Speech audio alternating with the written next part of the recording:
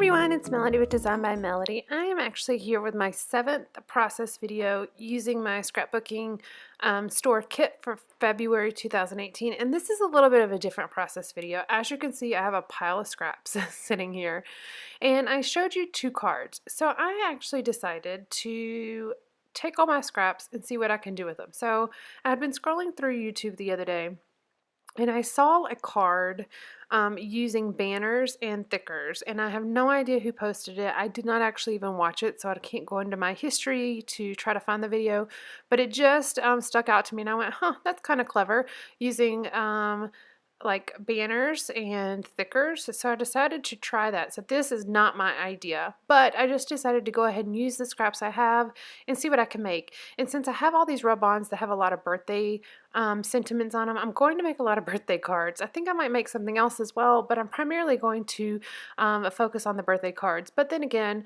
with having all of these home related things here in this kit, I might actually make something else. So I have a friend that's going to be moving here soon, and they're building a house, and so I am going to try my hand at making a a card for her housewarming, which is why I have these green thickers sitting out here. I think the rest of the cards I'm going to make are actually going to be birthday cards though, so I should end up with about 5 birthday cards and then 1 card for like a housewarming.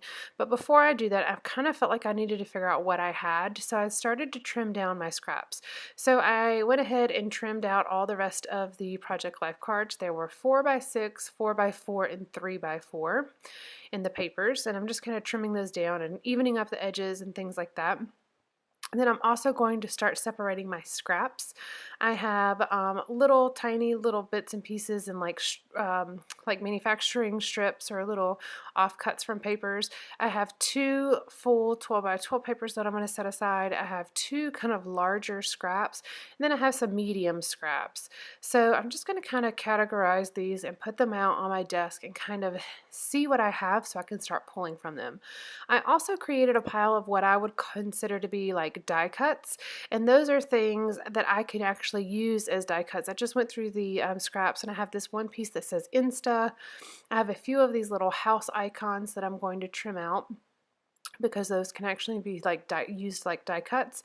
And then I do have 2 little word pieces. I think one, I don't remember what, one of them says hello and then one of them says something else. And so I'm just kind of going to set those little icon pieces and die cut pieces aside and use those as die cuts if I feel like it on the cards I'm making. So this is really a tactic you can use with any kit. You could use it without a kit and just kind of go through your scraps and see what you can use. It's just another way to kind of use or utilize the supplies you have without necessarily like throwing things away. Now I'm going to end up not using all of my scraps because I do have a fair amount of scraps here, but it could be something that you have as an ongoing process where you just kind of keep these little piles going. It really helped that I had these rub-ons, because the rub-ons really kind of were like my sentiments for my cards. But you don't necessarily have to have that. You could really just bring out a whole bunch of stamps and use those as your sentiments for cards. So that's kind of my strategy here. Now that I'm a little bit more organized, I can kind of work a little bit better with this. So I'm also going to try to utilize one of these Project Life frames on this next card. And this is the one that I was talking about being for like a housewarming. So I'm going to create a little, it's not a 4x4 card, it's actually probably about a 4 1/4 by 4 1/4 card, and it's just something a little bit different. So I'm going to go ahead and trim down some papers, find a card base, and then see what I can create. So this was one of my favorite papers, and this is one of those papers that actually was a full 12x12 whenever I left it, but it's not a full 12x12 anymore. I actually cut it down, and funny enough, I think this is my least favorite card. So I cut down my favorite paper in the whole kit to use on my least favorite card, and then I don't even use it on a layout. I had intended on using this paper for a layout and use it as a full background because I just like the pink tone on tone polka dot, but I never ended up working out a layout to use it with, and then I kind of am getting to the point where I'm done working with the kit. I'm just not really inspired by it anymore. So I don't think it's actually going to be used. So I might as well use it in this card. Why not? at least it's used then on something. So this is kind of what I think my front of my card's going to be like, but I feel like it's just kind of dull on the white background. So I'm going to mat a piece of this, well, not even mat. I'm going to cover the front with a piece of this heart paper, and it really kind of brings in the navy blue. It just took me a moment to get that trimmed down specifically because I needed to make sure that it matched up. So this is also one of the only cards that does not have anything on the inside of the card. All of the other cards have stuff on the inside, like a sentiment on the inside, but this one does not. I thought about stamping like congrats or something like that, and maybe even using this little puffy bird, but I just thought everything just didn't look right to me, and I think that's why this is my least favorite card, because it didn't seem to come together as smoothly as the other cards did. So I'm going to fiddle around with it just a little bit, and then I'm going to end up kind of calling it good here in a moment once I add some of these little puffy dots, and then moving on to something else. So I have these fancy pants puffy dots that really coordinated well with this kit. There was a teal that was the right color, there was a like a pink that was the right color, then there was a gray and a black, which are always really nice neutrals to use, and then there was a wood grain and a brown and a gold, and I really didn't use the wood grain, the brown, or the gold very much, but they were really kind of nice neutrals that I could have included if I wanted to. I keep trying to use that bird and I just end up not. I'm going to just set that aside and not use that. So I'm going to go ahead and move on to the next card here, and for this one I'm taking one of the 4x4 cards that I had left, and I'm actually trimming out the label. Had that floral around the edge, so I just took the floral off, and I'm trimming around the label as well as the heart. And I apologize for being out of screen here, but when I was fussy cutting, I really needed to make sure that I was cutting this pretty accurately in order to actually make it look nice. So I basically created my own little die cut label here. So I'm taking a white card base and I'm layering again another piece of pattern paper, and this is just another piece of that heart navy pattern paper, and I'm going to layer it on the edge here and make this a birthday card. So these rub-ons have been perfect for these cards.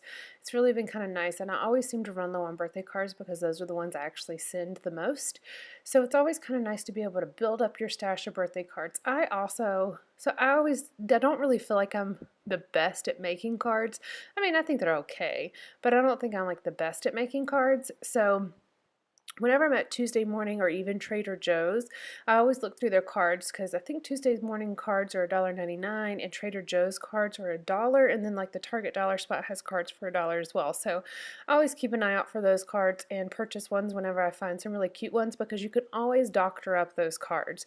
I feel like those cards are kind of a nice basic card, but then you can add enamel dots or you can add something to it. And that's actually what I did with my brother-in-law here recently. He had a birthday, and I took a card. I think I got it at Trader Joe's, and I added some of these rub-ons to it, and I also added, what did I add? Oh, I think I added some pattern paper to the front or something like that. But it was really just kind of a nice way to take a pretty nice card and then make it just a little bit more special by adding something to it. So that's not what I'm doing here. I'm truly making this card, but I just thought I'd share my thoughts on cards with you. Because a lot of paper crafters do make their own cards, and I always have always really wanted to, and I've always tried my hand at it, but I just have never totally satisfied, you know what I mean? So I also, because I've always tried to make my own cards, I have a whole drawer of card bases already ready. I mean, there's probably 200 card bases in there, and I pick them up randomly when I'm at different places. Like, for instance, this polka dot pattern card here is actually from IKEA.